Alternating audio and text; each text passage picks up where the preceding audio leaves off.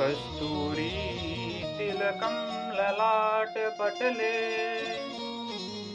वक्षस्थले कौस्तुभम् नासाग्रे वरमौक्तिकं करतले वेणुः करे कंकणम् सर्वांगे हरिचन्दनं सुललितं कंठे च मुक्तावली गोपस्त्री परिवेष्टितो विजयते गोपालचूड़ामणि। बोलिए श्री वृंदावन बांके बिहारी लाल की जय। कल तक हमने श्रवण किया कि जब हमारे प्रभु अवध के राम जी बनकर के आए थे तो उनकी सेवा करने के लिए हमारे भोले बाबा हनुमान जी का रूप लेकर के प्रकट हो गए और उन्होंने इतनी जबरदस्त भगवान की सेवा की कि राम जी कहते हैं कि हनुमान, मैं तुम्हारी सेवा का ऋणी हो गया हूं और यदि मैं अपना संपूर्ण प्राण भी न्यौछावर कर दूं तब भी इस सेवा का ऋण नहीं उतार सकता। दूसरे जन्म में जब हमारे प्रभु ब्रज के राधे श्याम बन करके आए, इस बार हमारे भोले बाबा बंसी का रूप धारण करके चले आए। हमारे प्रभु कहते हैं कि बाबा, राम अवतार में आपने हमारी खूब सेवा की थी, अब हमारी बारी है। इसलिए प्रभु ने बंसी को बहुत स्नेह दिया, बहुत प्यार दिया। सदैव बंसी को अपने पास रखते थे। इसलिए भगवान ने बंसी को इतना महत्व दिया कि गोपियों को यदि सबसे ज्यादा जलन होती थी तो इसी बंसी के सौभाग्य से होती थी। कि भला इस बांवरी बंसी ने कौन सा पुण्य किया है सखी, जो कि अहरनिश गोविंद के अधरों से लगी रहती है, पल भर को भी प्यारे से पृथक नहीं होती है। एक दूसरी सखी कहती है, बहना संग में लगी रहे कोई बात नहीं, कष्ट तो तब होता है जब यह हमारे प्यारे से अपनी सेवा करवाती है। कहा, अच्छा क्या सेवा करवाती है? बोली कि जब इसका मन होता है तब कहती है कि प्यारे, मैं बहुत थकी हारी हुई हूँ, आप मेरी थोड़ी सी सेवा कर दीजिए। और हमारे प्यारे इसके इतने दीवाने हैं कि मना नहीं कर पाते इसको और तुरंत इसकी सेवा करने के लिए अपने कर कमलों को पलंग के रूप में बिछा देते हैं और उस पर इसको लिटा लेते हैं। फिर यह कहती है कि बिना तकिए के मुझे नींद नहीं आती। तो तुरंत हमारे गोविंद अपने अधरों का तकिया इसके सिराहने लगा देते हैं, अग्रभाग को अधरों पर रखते हैं और कर कमल के पलंग पर इसे लिटा लेते हैं। फिर कहती है, प्यारे बड़ी गर्मी है, थोड़ा सा पंखा करो तब बढ़िया नींद आएगी। तो प्यारे अपने नेत्र के पलकों को बार बार उठाते हैं, गिराते हैं, मानो कि दो दो पंखे सनई सनई हवा कर रहे हों। फिर कहती है कि प्यारे, जब तक कोई पैर ना दबाए तब तक मुझे ठीक से नींद नहीं आती। तब गोविंद तुरंत अपनी अंगुलियों के द्वारा इसके चरणों की सेवा करना प्रारंभ कर देते हैं, इसका पाद संवाहन करते हैं अपने अंगुलियों के द्वारा। फिर कहती है कि मैं महारानी हूँ, इसलिए मेरे ऊपर छत्र चमर होने चाहिए, यही तो मेरी पहचान है। तब सखी कन्हैया के कानों के जो कुंडल झिलमिला रहे हैं, मानो इसके ऊपर दो दो छत्र लगे हैं। और कन्हैया के जो नासाग्र हैं, जब वो उनको हिलाते हैं तो ऐसा प्रतीत होता है कि मानो कि इसके ऊपर चमर डुला रहे हों। नासाग्रे वर मौक्तिकम करतले वेणुः करे कंकड़म। अब तुम ही बताओ सखी कि यह महारानी की तरह हमारे प्यारे घनश्याम से अपनी सेवा करवाती है, तो हमें भला इससे स्पृहा क्यों ना हो, जलन क्यों ना हो। जिस प्यारे के दर्शन को हम नित तरसती हैं, ये उनसे अपनी सेवा करवाती है। बंसस्तु भगवान रुद्रः, भगवान शिव ही बंसी बनकर के पधारे हैं और सेवा करके भगवान उस ऋण को उतारने का प्रयास कर रहे हैं जो कि हनुमान जी ने उनको राम अवतार पर सेवा की थी। तेजो वारिमृदाम यथा विनिमयो यत्र त्रिसर्गो मृषा। कन्हैया के 3 धाम हैं, वृंदावन धाम, मथुरा धाम और द्वारिका धाम। और इन तीनों धामों में जो भी भगवान का परिकर है, सब सच्चिदानंद भगवान के धाम के नित्य परिकर हैं। जैसे कि जब हम कोई रामलीला बुलवाते हैं या रासलीला बुलवाते हैं, तो जो स्वामी जी आते हैं 20-25 अपने परिकरों को साथ में ले आकर रामलीला करते हैं। उन्हीं परिकर में से किसी को राम बना देते हैं, किसी को लक्ष्मण बना देते हैं, किसी को रावण बना देते हैं। सब एक ही परिकर के रहते हैं, सब मिलकर चितोलीला करते हैं। ऐसे ही भगवान जब धराधाम पर आते हैं, अवतार लेते हैं, तो अपने दिव्य धाम के नित्य परिकर को अपने साथ में ले आकर के लीला करते हैं। उन्हीं में से किसी को नायक बना देते हैं, किसी को खलनायक बना देते हैं। रहते तो सब एक ही परिकर के हैं, लेकिन जैसे ही पर्दा उठता है, सब अपने अपने रोल में आ जाते हैं, और जैसे ही पर्दा फिर से गिरता है तो फिर से सब एक परिवार के हो जाते हैं। उसी प्रकार से भगवान ने ही अपने पार्षद जय और विजय को सनकादिकों का श्राप दिला करके खलनायक बना करके पृथ्वी पर भेज दिया, और बाद में स्वयं नायक बन करके आए और बढ़िया लीला इस संसार के रंगमंच पर दिखाई। खलनायक जितना खतरनाक होता है, नायक की भूमिका उतनी ही महत्वपूर्ण मानी जाती है, वो उतना ही महत्वपूर्ण हो जाता है। इसलिए भगवान ने अपने पार्षदों को खतरनाक खलनायक बना करके इस पृथ्वी लोक पर भिजवाया। भगवान से टक्कर लेने वाला कोई जीव थोड़ी हो सकता है, वह तो उनका परिकर ही हो सकता है जो कि उनका सामना कर सके। इसलिए तीनों धामों में जो भगवान का परिकर हैं, सब सच्चिदानंद नित्य परिकर हैं। यत्र त्रिसर्गो मृषा। इसके बाद है धाम नाम स्वेन सदा निरस्त कुहकम। स्वेन मथुराख्येन धामना तन्निवासी नाम सदा सर्वदा निरस्तम कुहकम संसार लक्षणम येन तम।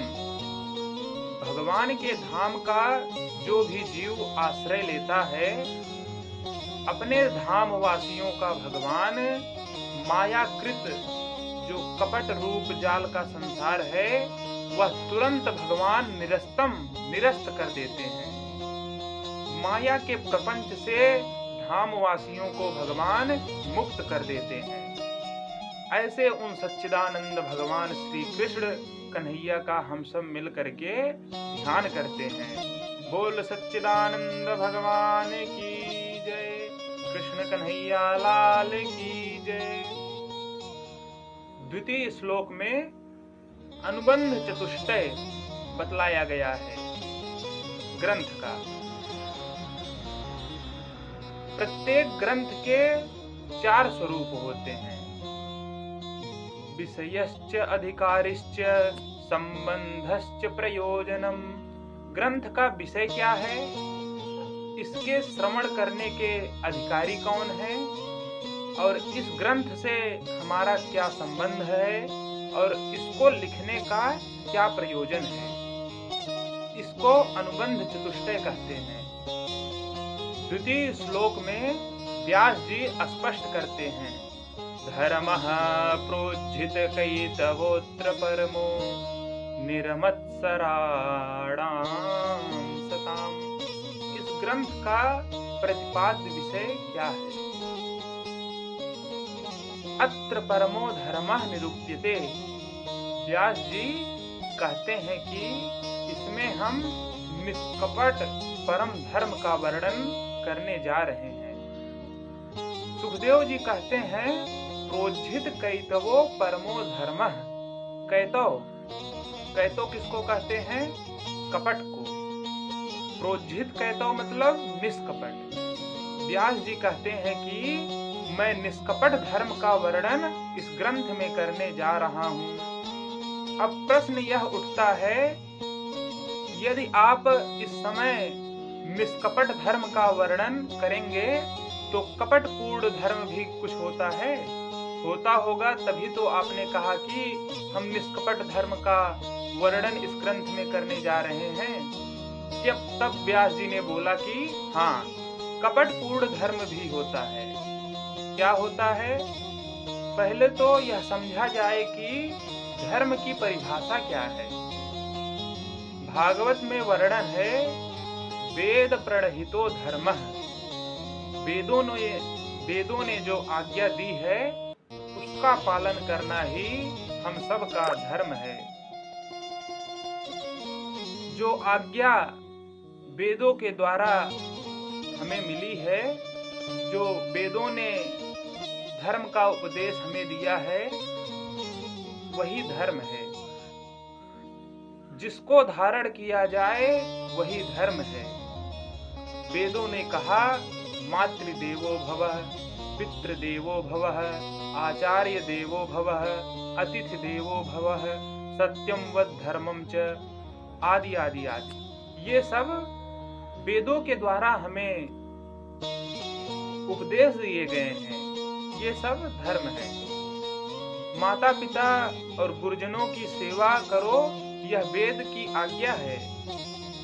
अब इस आज्ञा का पालन करना ही हमारा धर्म है। पुत्र का धर्म है माता पिता की सेवा करे। शिष्य का धर्म है गुरु जी की सेवा करे।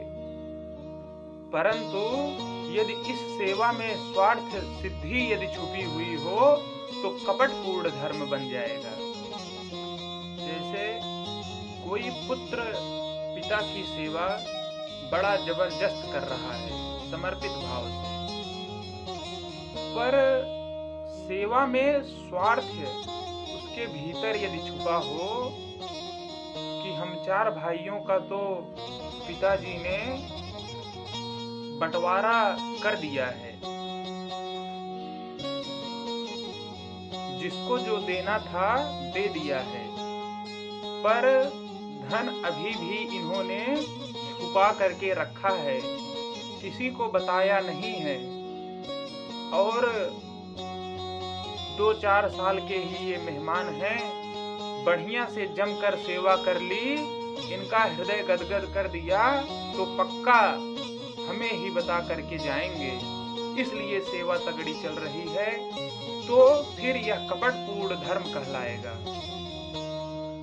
चेला गुरु की सेवा करे, अच्छी बात है, पर इसलिए सेवा कर रहा है कि गुरुजी यदि खुश हो गए तो चादर मेरे को ही उड़ा करके जाएंगे, उत्तराधिकारी हमें ही बनाएंगे, तो ये कपटपूर्ण धर्म हो जाएगा। फल इच्छा यत्र जायेत सस्या धर्म सह कैतवः, निष्कामो यो भवेत् धर्मः सह शुद्धः परिकीर्तितः। निष्काम भाव से धर्म का पालन करना ही शुद्ध धर्म होता है। जहां पर फल की इच्छा हो, ऐसा करूंगा तो ये मिल जाएगा, ये स्वार्थ जहां छिपा हो, वह कपटपूर्ण धर्म कहलाता है। भगवान की सेवा तो करो, पर भगवान से मांगो कुछ नहीं, तब निष्काम सेवा आपकी मानी जाएगी। जाको कछु न चाहिए। हम लोग भगवान के दरबार में भी जाते हैं तो पूरी सूची बना करके जाते हैं कि भगवान, अरे महाराज, यदि हमारे बहू के बेटा हो जाए तो एक कथा हम भी सुन लें, या हे भगवान, यदि मेरे बच्चे की नौकरी लग जाए तो 56 भोग का प्रसाद लगाएंगे, तो पहले नौकरी लगे तब आप भोग लगाएंगे, नहीं तो भगवान वैसे बैठे रहें। इसको कहते हैं सकाम भक्ति। और भगवान निष्काम भक्ति से प्रसन्न होते हैं। कोई कामना मत रखो, जाए न चाहिए कबहु कछु, तुम सन सहज स्नेह, बसहु निरंतर तास उर, सो राउर निज गृह। वाल्मीकि जी महाराज ने रामचरितमानस में राम जी को ठहरने के 14 स्थान बताए हैं। उनमें से सच्चा स्थान रहने के कौन सा बताया है राम जी का? जाए न चाहिए कबहु कछु, जो आपसे कभी कुछ ना चाहता हो, तुम सन सहज स्नेह, लेकिन प्रेम आपसे निरंतर करता है। बसहु निरंतर तास उर, हे प्रभु, ऐसे भक्तों के निष्काम हृदय में आप निवास कीजिए। उसी परम धर्म का वर्णन इसमें किया गया है। भागवत सुनने का अधिकारी कौन है? बोले कि निर्मत्सराणाम सताम, जिसके भीतर से मच्छर मर गया हो, वही भागवत सुनने का अधिकारी है। अच्छा महाराज, मच्छर भीतर भी रहते हैं? बोले हाँ, बाहर से जो काटता है उसे मच्छर कहते हैं, लेकिन जो भीतर से काटता है उसको मत्सर कहते हैं। थोड़ा सा अंतर है शब्दों का। मत्सर और मच्छर। मत्सर माने मत्तः अग्रे सरति इति मत्सरः। ये व्यक्ति मेरे देखते देखते इतना आगे निकल गया मुझसे, तो अपने से अधिक किसी का उत्कर्ष जब हमें दिखाई पड़ता है, दूसरे की तरक्की जब हमें दिखाई पड़ने लगती है, तो हमें उसके विकास देख करके चुभन होने लगती है, काटने लगता है। तो यदि किसी का उत्कर्ष आपको चुभ रहा है तो समझो आपके भीतर भी मच्छर घुस गया है। परोत्कर्ष असहनम मत्सरः तदा रहिता नाम निर्मत्सराणाम। भागवत सुनने का वही पात्र है जो दूसरे का उत्कर्ष देख करके प्रसन्नता को प्राप्त करे कि अरे वाह प्रभु, आपने इस व्यक्ति को कहां से कहां पहुंचा दिया। ऐसी ही कृपा आप सबके ऊपर बरसाते रहें। सर्वे भवन्तु सुखिनः, समस्त जीव सुखी हों।